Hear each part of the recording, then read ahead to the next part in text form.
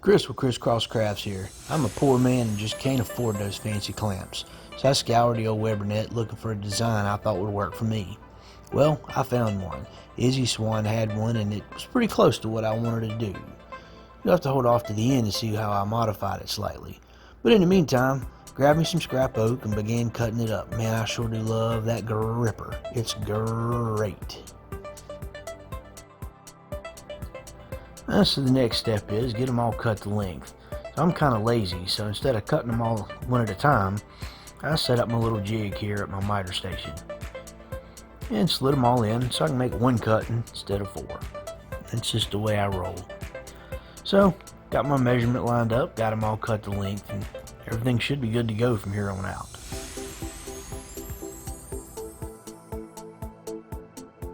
This design requires the use of dowels. Well, I just happen to have a 3/4 birch dowel lying around, so that works perfect with the 1.5 inch strips that I just cut. Those dowels won't work in that wood without a hole, so I'm going to lay them out. I marked one on the end and then came in about 8 inches and then spaced them out every inch from there on. So as any good redneck would do, I used two of the very few clamps that I did have to clamp a hose to the drill press. Yeah, gotta keep them shavings off. Also built me a little rudimentary fence just to keep everything lined up so I could just work my way down the line, drilling all those holes.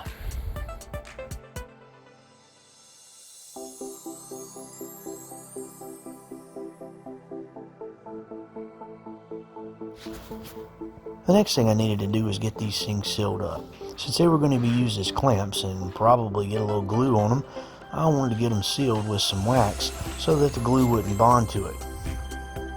First I did a little seal coat using the Eccentric seal coat product. Then I didn't have any paste wax, so I decided since it worked so well on my outfeed table, I'd go ahead and use the bry wax on this as well. So I put a couple real good coats of the bry wax on there. Gets real tedious getting in those little holes there, but worked out pretty good. And as you can slowly see, it took a toll on my gloves. Began to wear my glove out. Oh well, I guess now I have fingerless gloves. But at any rate, it worked out pretty good. I finally got all the wax I needed put on these and get them protected so they'll be nice and smooth, friction free, and hopefully glue free by the time the glue ups are done.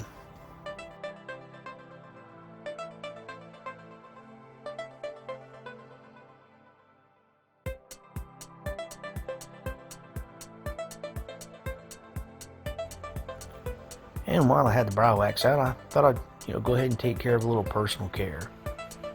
Good thing the camera quit rolling whenever I did the bikini wax. Gotta make it shine somehow. So let's give these things a whirl and see how they work.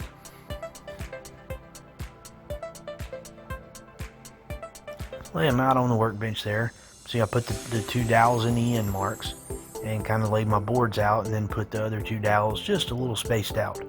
I got a mess of shims. I cut a variety of different thicknesses so that I'd have plenty of room to play depending on how much room I had between the dowels.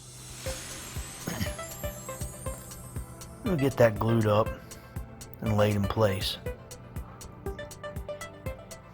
Stack the strips on top, that way you get a good grip top and bottom. Keeps everything sort of locked in place and tied down. The shims had a little bit of movement to them, and every time I'd tap it in, the other would move, and I'd fix it, and then the other would move. So I finally got that locked in and decided I needed to get some clamps on top just to keep everything flat.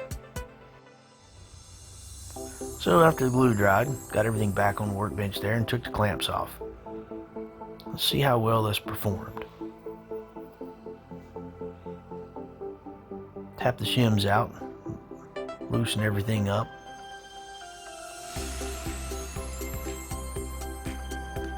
So far so good. Yep. No glue bonded to this top strip. That's a good sign. Panel's nice and straight. Everything looks good there. And no glue on the bottom. Nice. That's just what we planned. The wax did its job. I wasn't a huge fan of the wedges. Izzy used a screw in his system as an option, but I wanted a little more versatility.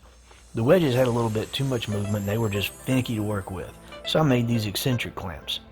And I made a little pocket for them to rest in so that it would keep everything in line and wouldn't want to move the lumber that was trying to be glued up. So we'll see how this goes. All I did was just notch out half that little block, half the circle. So you get your pieces laid in there. Same principle between the two dowels. Lay the top piece on to keep everything flat. Give it a little twist to snug everything up. Once you get it snugged, give it a good pull and it really locks it in there. I'm excited about how this is going to work. Now I just need to get some boards to glue up. But anyway, that worked out well as a nice add-on to the design. But there's more. Bonus edition. Let's say you got to glue up multiple small parts. Let's say you're doing several little cutting boards. You can move your dowels, put a little spacer block in there, lay your next run of boards down. It's plywood, don't worry, it's not a jointed edge. Get your dowels back lined up. Add another little spacer bar to help distribute that pressure. Reapply the cap.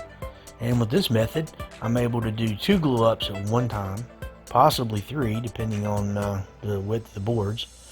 Again, get it kind of snug, good firm pull. Everything's good to go.